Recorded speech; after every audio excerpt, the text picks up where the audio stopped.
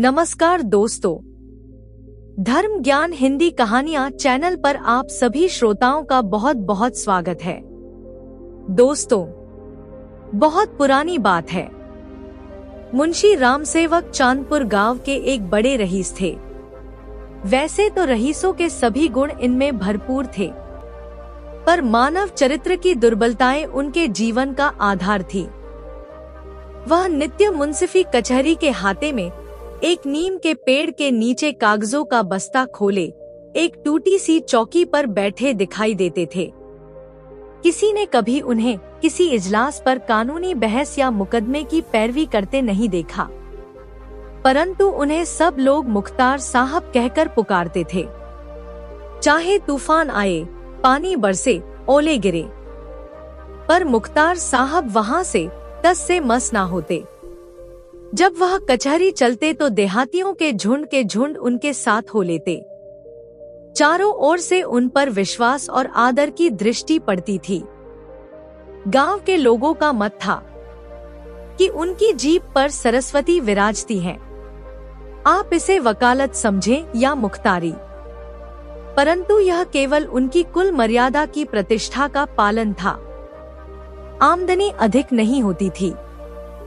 चांदी के सिक्कों की तो चर्चा ही क्या, कभी कभी तांबे के सिक्के भी निर्भय उनके पास आने से हिचकते थे। मुंशी जी की कानूनदानी में कोई संदेह नहीं था। खैर, कुछ भी हो, उनका यह पेशा केवल उनकी कुल प्रतिष्ठा के लिए था। गांव की विधवाएं अपना सारा रुपया उनके यहाँ अमानत के तौर पर रखती थी, और कुछ बूढ़े बुजुर्ग भी अपने कपूतों के डर से अपना धन मुख्तार साहब को सौंप दिया करते थे। बस मुश्किल एक ही थी, जो भी रुपया एक बार उनकी मुट्ठी में चला जाता तो फिर निकलना भूल ही जाता था। मुख्तार साहब जरूरत पड़ने पर कभी कभी कर्ज भी ले लिया करते थे। भला बिना कर्ज लिए किसी का काम चल सकता है। भोर को सांझ के करार पर रुपया ले लिया करते थे, पर उनकी वह सांझ कभी नहीं आती थी। सारांश में समझा जाए तो मुंशी जी कर्ज लेकर वापस लौटाना कभी सीखे ही नहीं थे, और यह उनकी कुल प्रथा थी। यही सब मामले बहुत बार मुंशी जी के सुख चैन में विघ्न डालते थे। कानून और अदालत से तो उन्हें कोई डर नहीं था। इस मैदान में उसका सामना करना तो मानो पानी में रहकर मगर से लड़ना था। परंतु जब कोई दुष्ट उनसे भिड़ जाता और उनकी ईमानदारी पर संदेह करके उनके मुंह पर बुरा भला कहने पर उतारू हो जाता, तब मुंशी जी के हृदय पर बड़ी गहरी चोट लगती थी। उनके साथ इस प्रकार की दुर्घटनाएं अक्सर होती रहती थी, और ऐसे लोगों का सहारा पाकर कभी कभी छोटे आदमी भी मुंशी जी के मुंह लग जाते थे। नहीं तो एक कुंजड़िन की इतनी मजाल नहीं थी कि मुख्तार साहब के आंगन में जाकर उन्हें बुरा भला कहे। मुंशी जी तो उसके पुराने गाहक थे। बरसों तक उससे साग भाजी खरीदी थी। यदि भाजी के दाम ना दिए जाएं, तो कुंजड़िन को संतोष रखना चाहिए था। दाम तो देर सवेर मिल ही जाते, परंतु वह मुंहफट कुंजड़िन 2 ही बरसों में घबरा गई, और उसने कुछ आने पैसों के लिए एक प्रतिष्ठित आदमी का पानी उतार लिया। झुंझलाकर मुंशी जी कसम धर्म खाने खिलाने पर उतारू हो गए। वैसे भी इसमें उनका दोष ही क्या था। किसी प्रकार तो उस कोंजडिन से पीछा छुड़ाना ही था। इसी गांव में मूंगा नाम की एक विधवा ब्राह्मणी रहती थी। उसका पति ब्रह्मा की काली पलटन में हवलदार था, और लड़ाई में वही मारा गया। सरकार की ओर से उसके अच्छे कामों के बदले मूंगा को 500 रुपए मिले थे। विधवा स्त्री, जमाना नाजुक था, बेचारी ने सब रुपए मुंशी रामसेवक को सौंप दिए, और हर महीने थोड़ा थोड़ा उसमें से मांगकर अपना निर्वाह करती रही। मुंशी जी ने यह कर्तव्य कई वर्ष तक तो बड़ी ईमानदारी के साथ पूरा किया, पर जब बूढ़ होने पर भी मूंगा नहीं मरी और मुंशी जी को यह चिंता हुई कि शायद उसमें से आधी रकम भी स्वर्ग यात्रा के लिए नहीं छोड़ना चाहती है, तब एक दिन उन्होंने कहा, मूंगा, तुम्हें मरना है या नहीं? साफ साफ कह दो कि मैं अपने मरने की फिक्र करूं। उस दिन मूंगा की आंखें खुली, उसकी नींद टूटी तो बोली, मुंशी जी, मेरा हिसाब कर दो। मुख्तार साहब के हिसाब का चिट्ठा तो पहले से ही तैयार था। अमानत में अब एक कौड़ी बाकी नहीं थी। मूंगा ने बड़ी कड़ाई से मुंशी जी का हाथ पकड़कर कहा, अभी मेरे 250 रुपए तुमने दबा रखे हैं, मैं तुमसे अपनी कौड़ी कौड़ी वसूल करके छोड़ूंगी। दोस्तों, अनाथों का क्रोध पटाखे की आवाज है जिससे बच्चे डर जाते हैं और असर कुछ नहीं होता। अदालत में उसका कुछ जोर ना था। ना तो रुपयों की कोई लिखा पड़ी थी, ना कोई हिसाब किताब। हाँ, पंचायत से कुछ आसरा था। पंचायत बैठी, कई गांव के लोग इकट्ठे हुए। मुंशी जी नियत और मामले के साफ थे, उन्हें भला पंचों से कैसा डर। सभा में खड़े होकर पंचों से कहा, भाइयों, आप लोग सत्यनारायण और श्रेष्ठ हैं। मैं आप सब साहबों का दास हूँ। आप सब साहबों की उदारता और कृपा से, दया और प्रेम से मेरा रोम रोम कृतज्ञ है। और आप लोग सोच रहे हैं कि मैं इस अनाथिनी और विधवा स्त्री के रुपए हड़प कर गया हूँ। पंचों ने एक स्वर से कहा, नहीं नहीं, आपसे ऐसा नहीं हो सकता। राम सेवक, यदि आप सब सज्जनों का विचार हो कि मैंने रुपए दबा लिए, तो मेरे लिए डूब मरने के सिवा और कोई उपाय नहीं। मैं धनाढ्य नहीं हूँ, न मुझे उदार होने का घमंड है, पर अपनी कलम की कृपा से और आप सब लोगों की कृपा से किसी का मोहताज नहीं हूँ। क्या मैं ऐसा ओछा हो जाऊंगा कि एक अनाथिनी के रुपए पचा लूं? पंचों ने एक स्वर से फिर कहा, नहीं नहीं, आपसे ऐसा नहीं हो सकता। दोस्तों, मुंह देखकर टीका काढ़ा जाता है। पंचों ने मुंशी जी को छोड़ दिया। पंचायत उठकर चली गई। मूंगा ने आह भरकर संतोष किया और अपने मन में कहा, अच्छा अच्छा, यहाँ ना मिला तो ना सही, वहाँ कहाँ जाएगा। भरे गांव में अब कोई मूंगा का दुख सुनने वाला और सहायक ना था। दरिद्रता से जो कुछ दुख भोगने पड़ते हैं, वह सब उसे झेलने पड़े।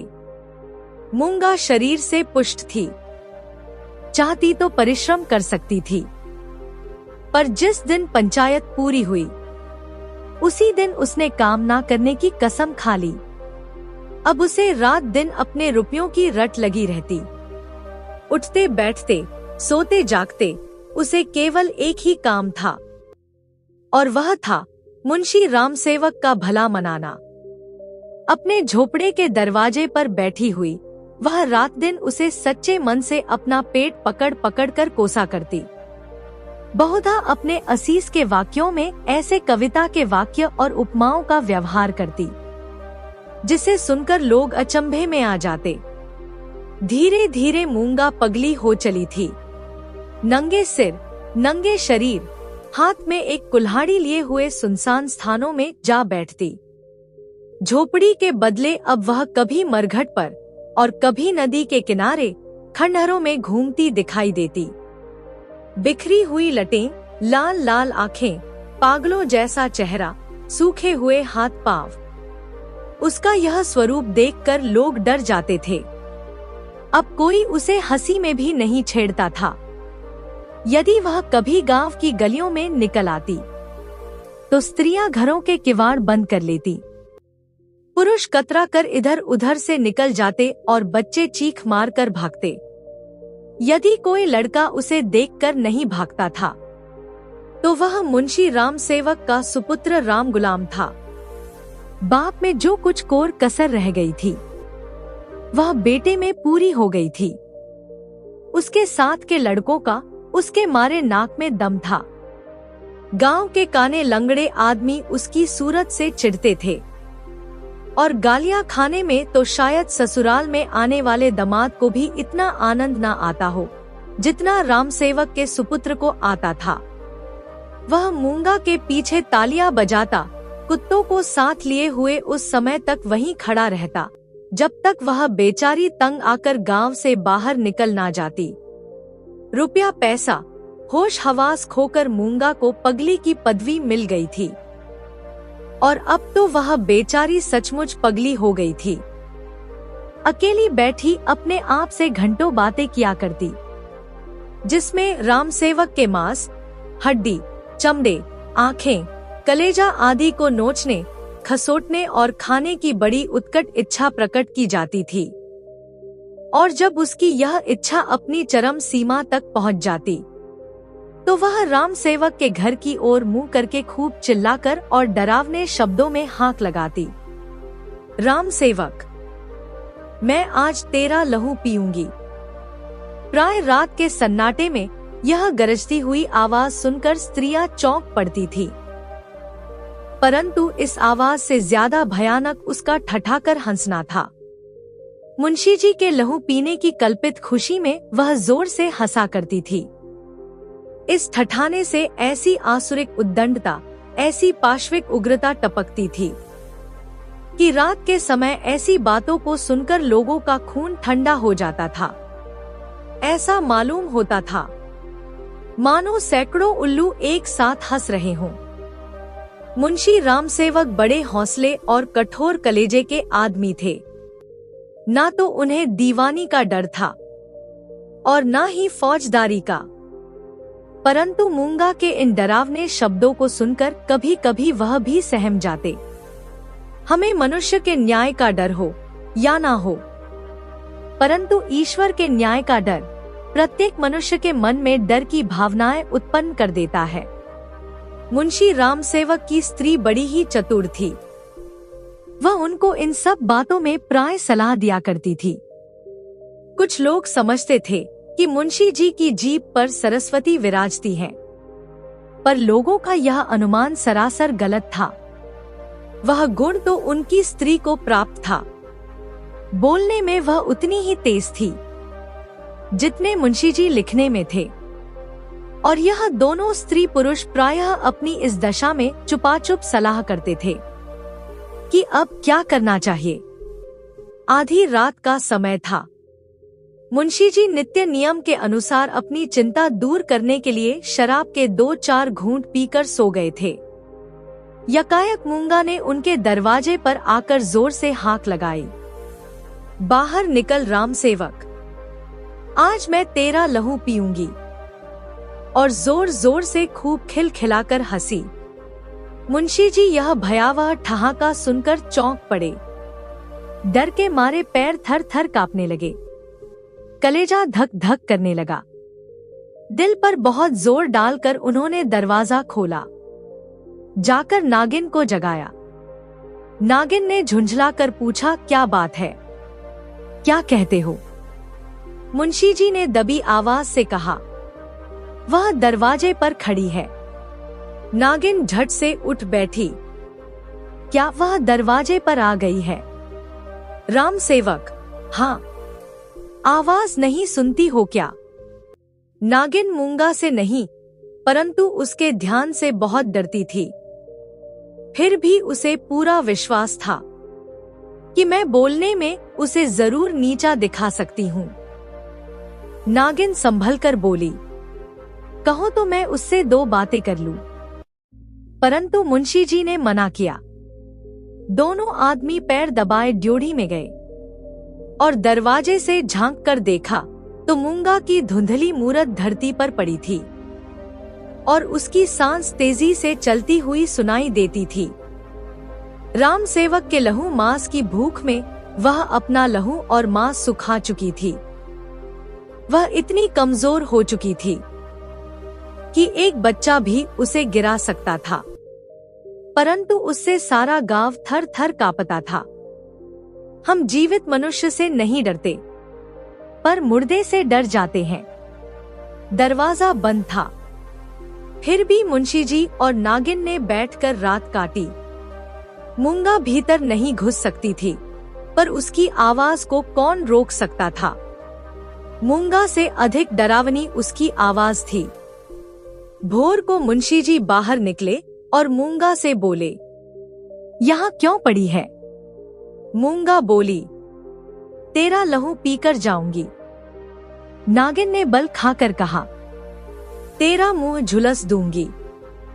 पर नागिन के विष ने मूंगा पर कुछ असर ना किया। उसने जोर से ठहाका लगाया। नागिन खिसियानी सी हो गई। हंसी के सामने मुंह बंद हो जाता है।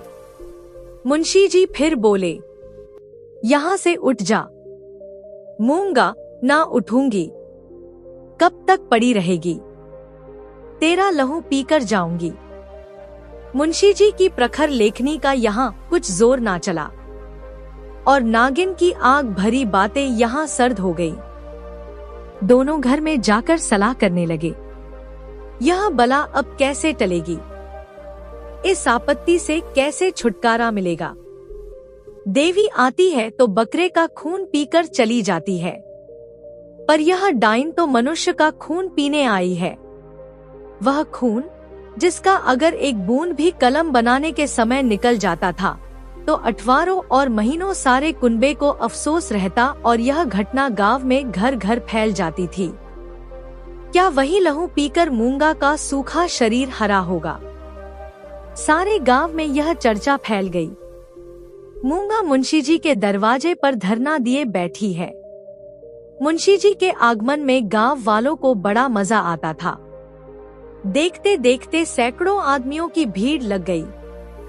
वैसे भी इस दरवाजे पर कभी कभी भीड़ लगी रहती थी। यह भीड़ राम गुलाम को बिल्कुल पसंद नहीं थी।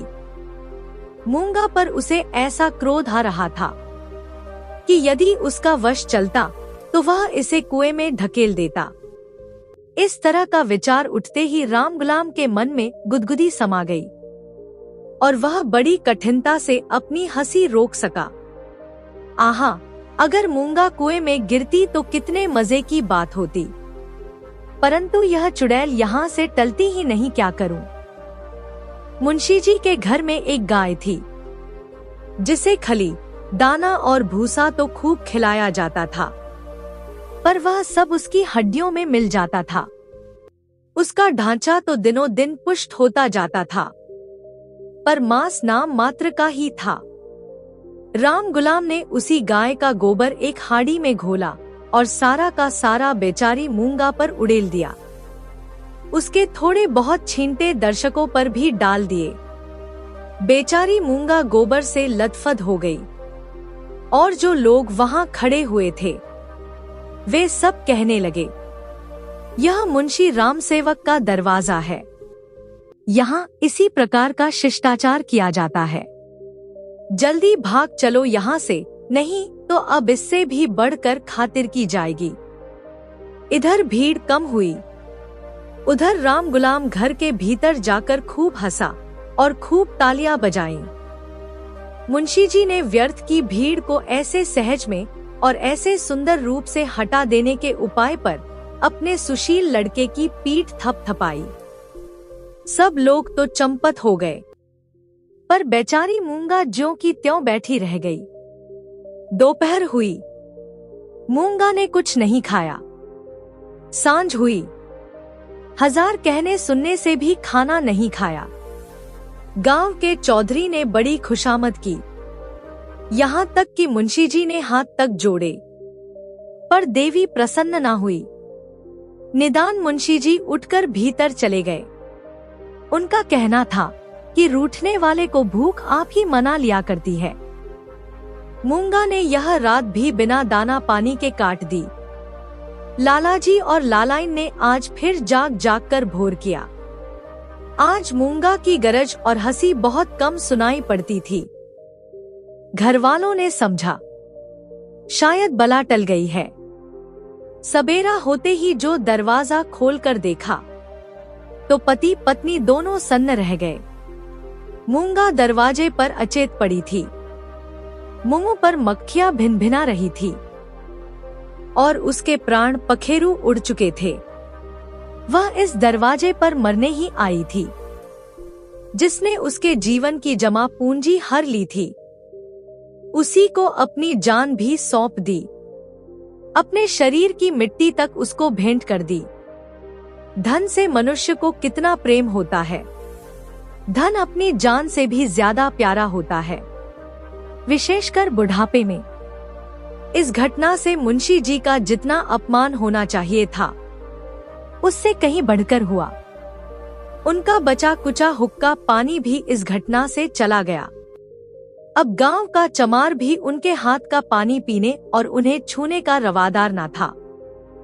यदि किसी घर में कोई गाय खूंटे पर मर जाती है, तो वह आदमी महीनों तक द्वार द्वार भीख मांगता फिरता है। ना तो नाई उसकी हजामत बनावे, ना कहार उसका पानी भरे, ना कोई उसे छुए। यह तो गो हत्या का प्रायश्चित हुआ। ब्रह्म हत्या का दंड तो इससे भी कड़ा होता है, और इसमें अपमान भी बहुत है। मूंगा यह भली प्रकार जानती थी, और इसीलिए वह इस दरवाजे पर आकर मरी थी। वह जानती थी, मैं जीते जी तो कुछ नहीं कर पाऊंगी, पर मरकर बहुत कुछ कर लूंगी। गोबर का उपला जब जलकर खाक हो जाता है, तब साधु संत उसे माथे पर चढ़ाते हैं। पत्थर का ढेला आग में जलकर आग से भी अधिक तीखा और मारक हो जाता है। मुंशी रामसेवक पर कानून ने कोई दोष नहीं लगाया था, क्योंकि मूंगा किसी कानूनी दफा के अनुसार नहीं मरी थी। जो लोग मुंशी रामसेवक से प्रायश्चित करवाना चाहते थे, वह उनकी भारी भूल थी। कहार पानी ना भरेंगे तो ना सही, वह अपना पानी खुद भर लेंगे। अपना काम आप करने में भला लाज ही क्या है। नाई बाल ना बनावेगा तो ना सही, हजामत बनानी कोई जरूरी तो नहीं है। दाढ़ी कितनी सुंदर वस्तु है। आखिर दाढ़ी ही तो मर्द की शोभा और सिंगार होती है। और फिर यदि कोई ऐसी जरूरत महसूस होगी, तो बाजार में एक एक आने में उस्तरे मिलते हैं। धोबी कपड़े ना धोएगा, इसकी भी कुछ परवाह नहीं। साबुन तो गली गली कौड़ियों के मोल आता है। एक बट्टी साबुन में दर्जनों कपड़े ऐसे साफ हो जाते हैं जैसे बगुले के पर। धोबी क्या खाक ऐसा साफ कपड़ा धोएगा। पत्थर पर पटक पटक कर कपड़ों की जान निकाल लेता है। धोबी से कपड़े धुलवाने में फायदा भी क्या है। ससुरा आप पहने, दूसरों को भाड़े पर पहनाएं।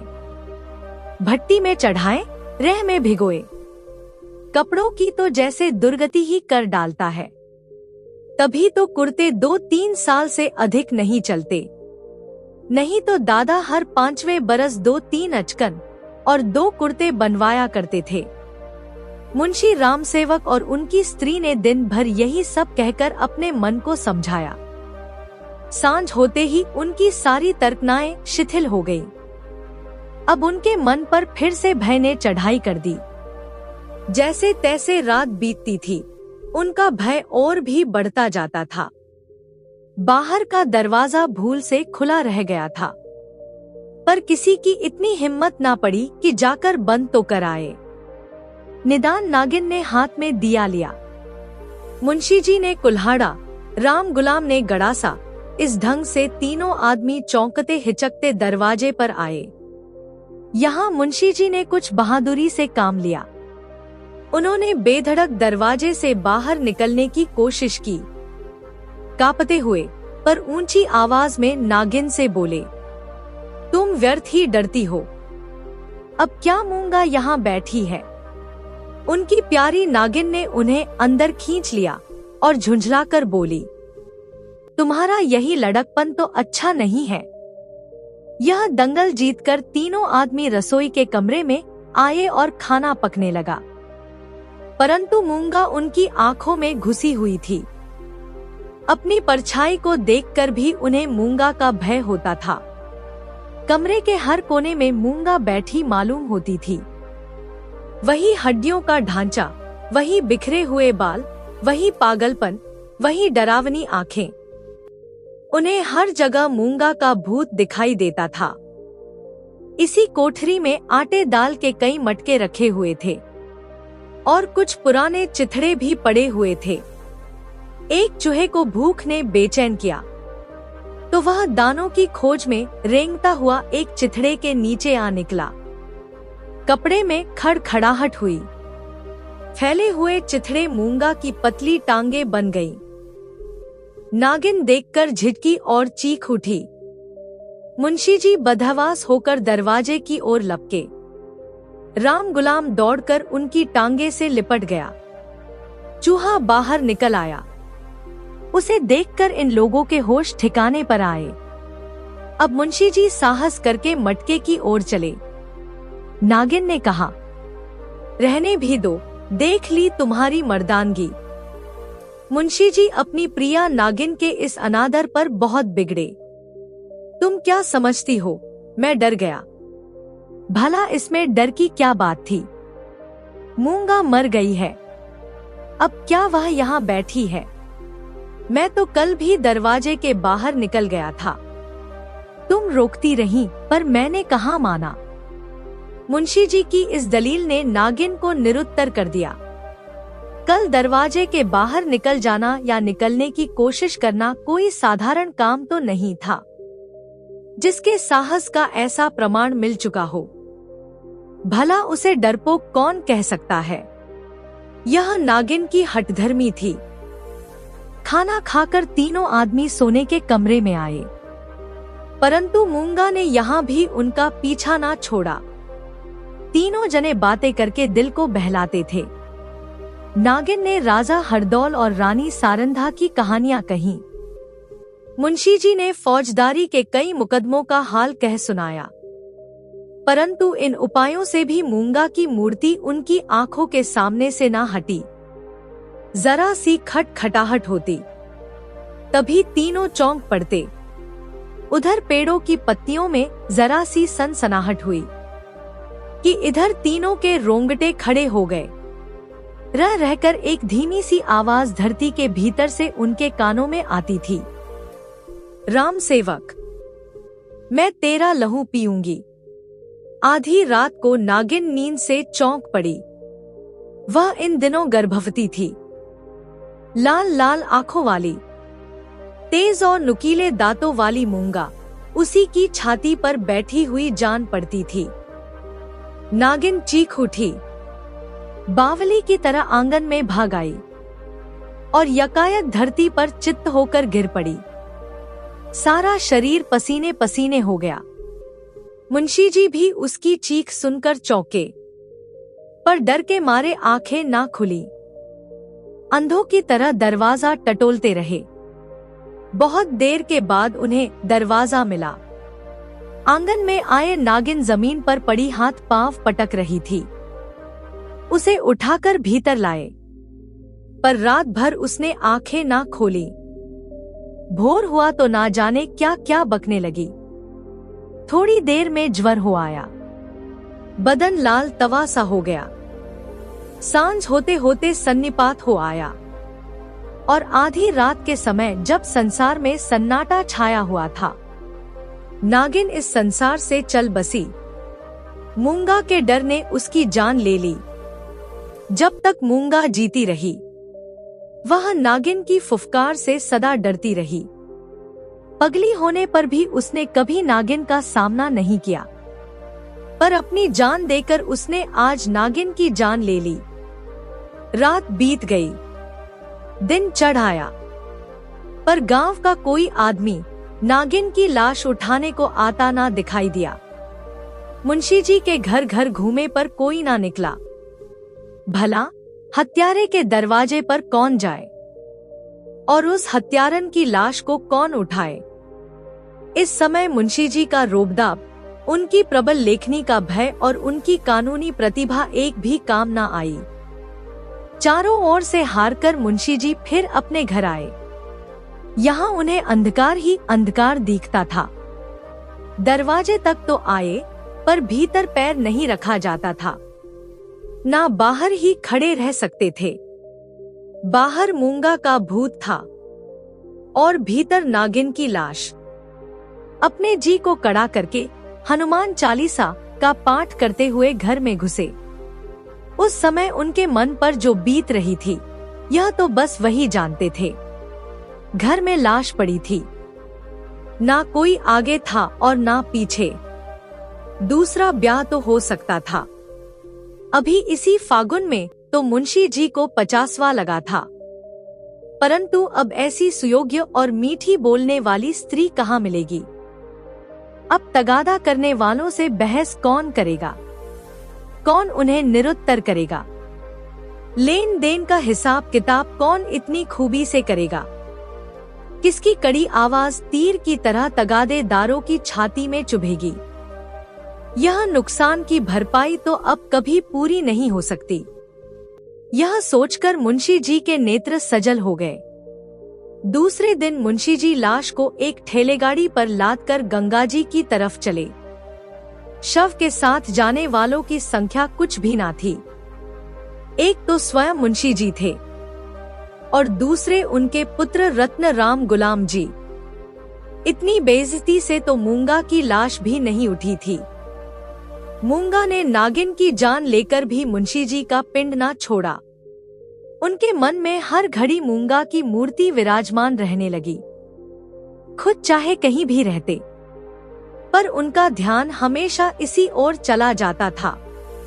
यदि दिल बहलाव का कोई उपाय होता तो शायद वह इतने बेचैन ना होते, पर गांव का एक पुतला भी उनके दरवाजे की ओर ना झांकता था। बेचारे अपने हाथों पानी भरते, आप ही बर्तन धोते। सोच और क्रोध, चिंता और भय, इतने सारे शत्रुओं के सामने भला एक दिमाग कब तक ठहर सकता था। विशेषकर वह दिमाग जो रोज रोज कानून की बहसों में खर्च हो जाता था। अकेले कैदी की तरह उनके ये 13 दिन ज्यों त्यों करके कट गए। 14वें दिन मुंशी जी ने कपड़े बदले और अपना बोरिया बस्ता लेकर कचहरी को चले गए। आज उनका चेहरा कुछ खिला हुआ था। जाते ही मेरे मुवक्किल मुझे घेर लेंगे, मेरी मातम कुर्सी करेंगे। मैं आंसुओं की 2-4 बूंदें गिरा दूंगा। फिर बैनामों, रहनामों और सुलह नामों की भरमार हो जाएगी। मुट्ठी गरम होगी। शाम को जरा नशे पानी का रंग जम जाएगा, जिसके छूट जाने से जी और भी उचाट हो रहा था। इन्हीं विचारों में मग्न मुंशी जी कचहरी पहुँचे, पर वहाँ रहनामों की भरमार और बैनामों की बाढ़ की बजाय निराशा की रेतीली भूमि नजर आई। मुंशी जी बस्ता खोले घंटों बैठे रहे, पर कोई नजदीक भी ना आया। किसी ने इतना भी ना पूछा कि आप कैसे हैं। दिन भर कचहरी की खाक छानने के बाद मुंशी जी अपने घर को चले आए। निराशा और चिंता में डूबे हुए जो जो घर के निकट आते थे, मूंगा का चित्र आंखों में समा जाता था। यहाँ तक कि जब घर का द्वार खोला और 2 कुत्ते, जिन्हें राम गुलाम ने बंद कर रखा था, झटपट बाहर निकले, तो मुंशी जी के होश उड़ गए। एक चीख मारकर जमीन पर गिर पड़े। मुंशी जी पर इसके बाद क्या बीती यह तो मालूम नहीं, पर कई दिन तक लोगों ने उन्हें कचहरी जाते और वहां से मुरझाए हुए लौटते देखा था। कचहरी जाना तो उनका कर्तव्य था। यद्यपि वहां मुवक्किलों का अकाल था, तब भी तगादे वालों से गला छुड़ाने और उनको भरोसा दिलाने के लिए अब यही एक लटका रह गया था। इसके बाद वह कई महीने तक गांव में दिखाई ना पड़े। सुना है बद्रीनाथ चले गए। एक दिन गांव में एक साधु आया, भभूत रमाए, लंबी लंबी जटाएं, हाथ में कमंडल लिए। इसका चेहरा मुंशी राम सेवक से बहुत मिलता जुलता था। बोलचाल में भी अधिक भेद नहीं था। वह एक पेड़ के नीचे धूनी रमाए बैठा रहा। उसी रात को मुंशी राम सेवक के घर धुआं उठा। फिर आग की ज्वाला दिखने लगी और आग भड़क उठी। गांव के नुक्कड़ पर सैकड़ों आदमी जमा हो गए, आग बुझाने के लिए नहीं, बल्कि तमाशा देखने के लिए। एक गरीब की हाय में इतना प्रभाव होता है। मुंशी जी के गायब हो जाने पर राम गुलाम अपने मामा के यहाँ चला गया और वहाँ कुछ दिनों रहा, पर वहाँ उसकी चाल ढाल किसी को पसंद नहीं आई। एक दिन उसने किसी के खेत से मूली नोची। उसने 2-4 धौल लगाए। उस पर वह इस तरह बिगड़ा कि जब उसके चने खलिहान में आए तो राम गुलाम ने उसमें आग लगा दी। सारा का सारा खलिहान जलकर खाक हो गया। हजारों रुपयों का नुकसान हुआ। पुलिस ने तहकीकात की, राम गुलाम पकड़ा गया। इसी अपराध में वह चुनार के रिफॉर्मेटरी स्कूल में मौजूद है। दोस्तों, ऐसी ही ज्ञानवर्धक और प्रेरणादायक कहानियाँ सुनने के लिए हमारे चैनल को सब्सक्राइब करना बिल्कुल ना भूलें। कहानी अच्छी लगी हो तो वीडियो को लाइक भी अवश्य कर दिया करें।